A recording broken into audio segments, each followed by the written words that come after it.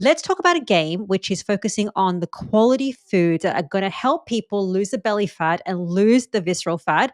So I have some foods here, and I want you to describe if these foods are really good to lower visceral fat and belly fat or not so good. I have a feeling they're going to be pretty good. So the first one is a ribeye. What do you think? Ribeye. Meat is good. Now there's good meat and bad meat. So this is a kind of an example of ribeyes. You want to eat grass fed with low visceral fat, but a lot of fat on the healthy kind, the superficial subcutaneous fat. But the muscle fat is free. This kind is not as good. So okay, fantastic. So it makes a difference, but definitely meat is good. Ribeyes are good. I thought that if you have a lot of marbling and fat in the ribeye, it's good. Yeah, it's really not the case. Lots of people think that, but that marbleization is muscle fat. It's exactly what we see in human beings when we scan it. So look at this MRI. It shows it, okay? So this is an MRI of somebody who has almost no visceral fat, tiny bit. This is their core, and it touches their six-pack there. Okay, they have the smallest amount of visceral fat in any being I've ever seen. Look at their legs, very lean, okay? Very, very little fat in their legs. But look at this guy's legs. They look like not a ribeye, they look like Wagyu beef, right? All that deposition of fat in the muscle shrinks the muscle and makes this human walk like this. Like Wagyu cows can barely walk. And it's because of all that visceral fat. So you really don't want marbleized meat. I know it's out there all over, and the carnivore community thinks it, but you want to be eating grass-fed, grass-finished. Listen, if you eat marbleized meat, it's better than a Twinkie. I'll say that, but it's still inflammatory disease. Our ancestors didn't just hunt any buffalo or bison. They hunted the best animal in the herd because it would have better nutrition, better meat, and better microbes, the microbiome in that skin. So you want to hunt the best. You don't want a lot of muscle fat in that animal. And when we hunt today, we hunt in grocery stores. So I'm like, you should see me in the counter. Give me the third one back on the left, that one right there. And I get the one with the least amount of marbleization and beautiful fat caps around it. That's how I hunt. Makes sense. Okay, what about the next one? Bacon. So bacon is okay, but not a lot of it because it's going to have higher ratio of omega-6 to omega-3 and not be as optimal. I would prefer ribeye to it, but once in a while, okay, it's still going to dust a Twinkie. So if we add some bites of bacon to our ribeye, is that good to lower the visceral fat and the belly fat? Just for people to understand how a meal could look. Bits of bacon, bit of bacon, but the star should be a good ribeye. Yes, so the majority of it, you want the ribeye, just a little bit of flavoring from the bacon. That's a good way of explaining it. What about this one? Butter. Butter is good. Butter has a much higher level of omega-3 to omega-6. And so it's a winner, always a winner. And you ideally want grass-fed, grass-finished if you can get real golden yellow butter. I just bought some today. Me too. I love a good amount of butter. Not a whole stick of butter, but like the bacon, add it on top, cook with your meats with a butter. But this is also fabulous. Yes, egg yolk, big thumbs up. You definitely want to be eating egg yolks, not egg whites. You can eat both of them together. Nature puts them together for a reason. So eat the whole egg. Okay, next one is not a food, it's a drink, but keen to hear your thoughts. Yeah, coffee. So a lot of people kind of recently downplaying coffee and not a big supporter of it. I am a supporter of it. I'm an advocate of coffee. Yes, I do detect probably some dependency on it. I enjoy it. But listen, the studies looking at the introduction and the inclusion of coffee within your diet show a dose dependent benefit, meaning the more you drink, the more benefit you get. It's particularly beneficial for a few pathologies, one most notably atherosclerotic cardiovascular disease or cardiovascular disease, or basically arterial disease. Arteries are clogged more if you don't drink coffee.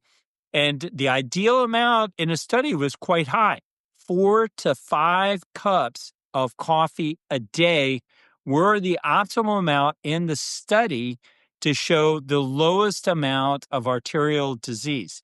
So I drink on average about 3 to 4 cups, 4 to 5 cups a day of coffee. And I drink it without any sugar. On days that I'm fasting, where I'm not having any calories, I drink my coffee plain and black. On days where I'm feasting, like today, I'm eating steaks and, I put whole cream in it. I like raw, grass-fed, grass-finished, yellow-looking cream added to my coffee. So it's a high fat lifestyle.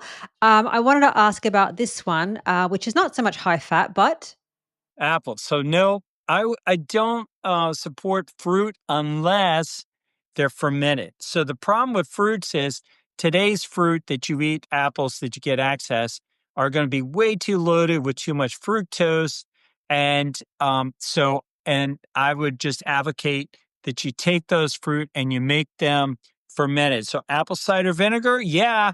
Apples, no. So I only eat fruit that's been fermented to reduce the sugar content and then improve the microbial content, these beneficial microbes that actually take up residence in our gut and increase our ability to metabolize and decrease our disease form of fat, visceral fat, heart fat, muscle fat. okay, last one. You just mentioned this, but fermented foods. Yep, big thumbs up.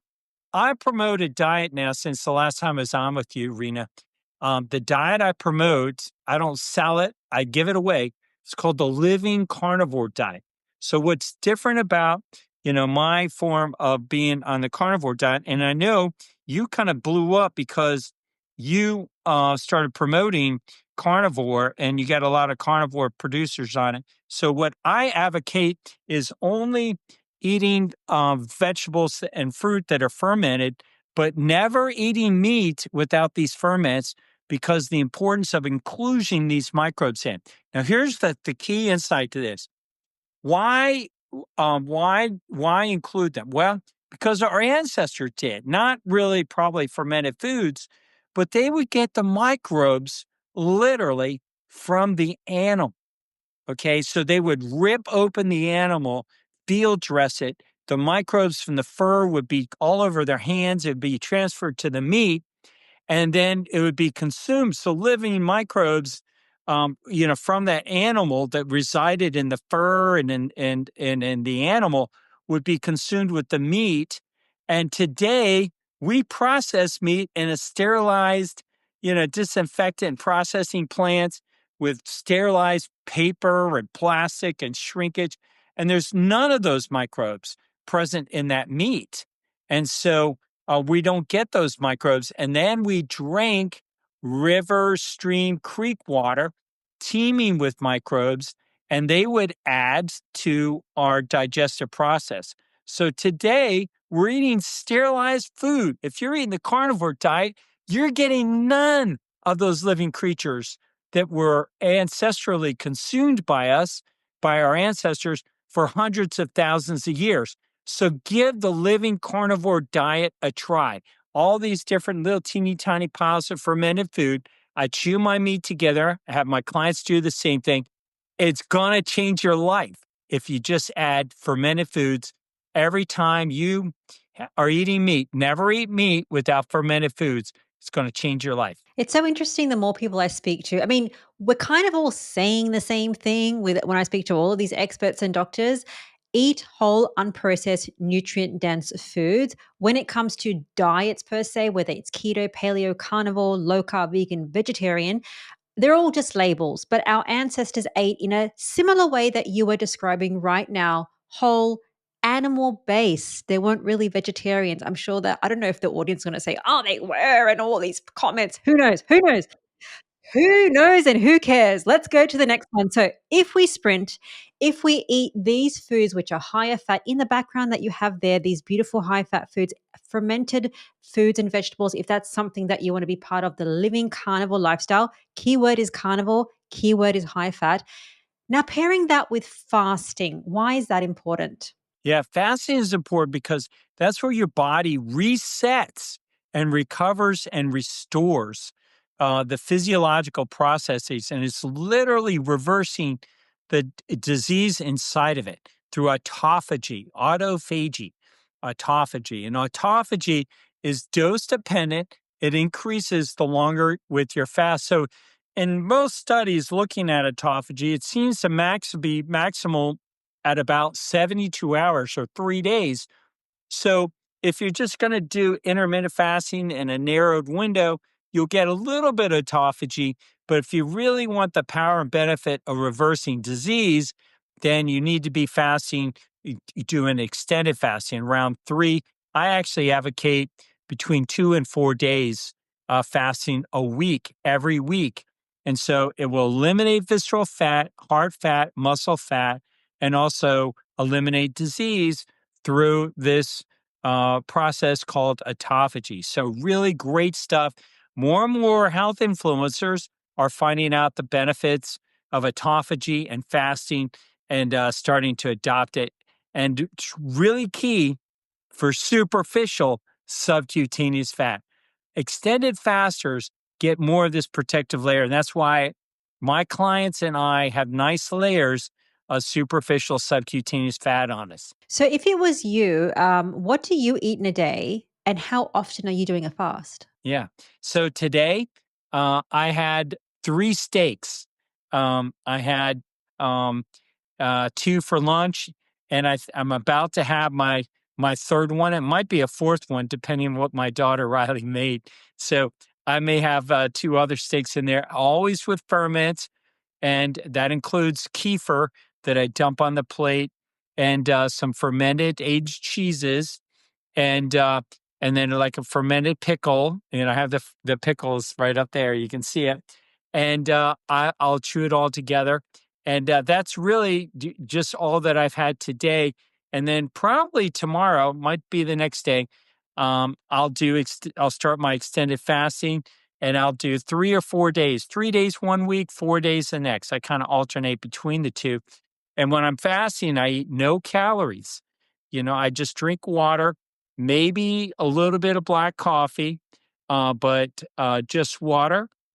And sometimes I'll add to like a half gallon of spring water, non-chlorinated. Don't drink chlorine because I want my microbiome not to be disrupted by chlorine and chemicals. So I'll add maybe a tablespoon or two of kimchi juice or fermented pickle brine or brine from fermented foods. They're non-caloric, and I just get some of those living microbes into that water, and I call it living water. And I'll sip on it all day long because our ancestors may not have hunted and may have had a forced fast because of that.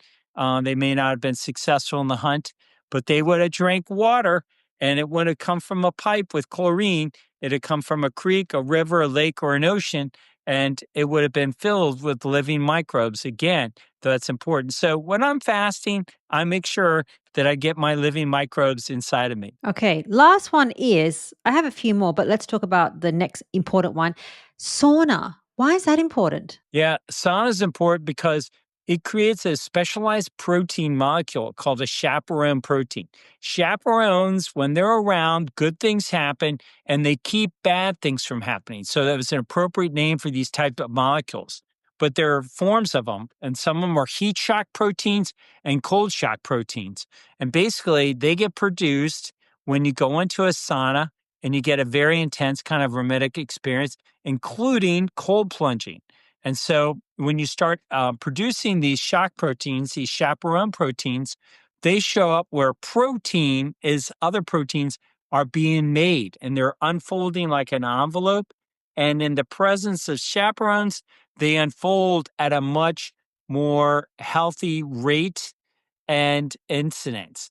And in the absence of these chaperone proteins, we see errors eras of production of protein, and then that leads to disease. So you want chaperone proteins.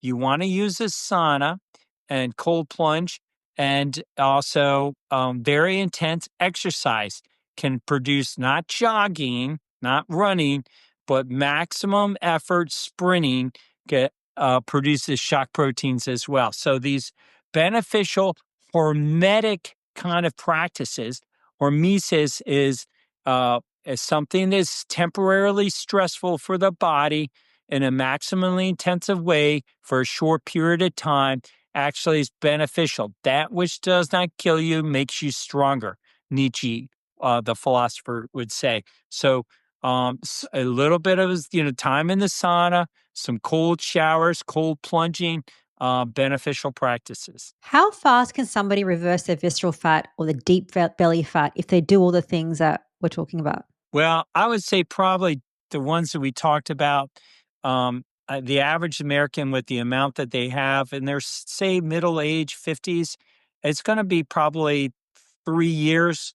I give people 48 things to do, and it's about anywhere from 3 months to a year, maybe a year and a half if they got a lot.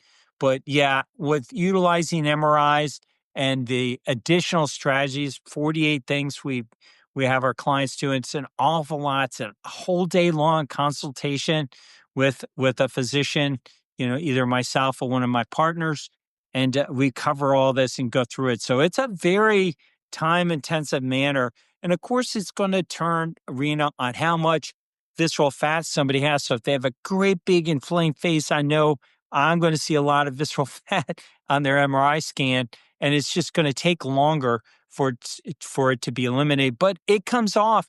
And you know what is the most beautiful thing is the ones with the most visceral fat love me the most because their whole lives change. They're just eliminating this inflammatory fat.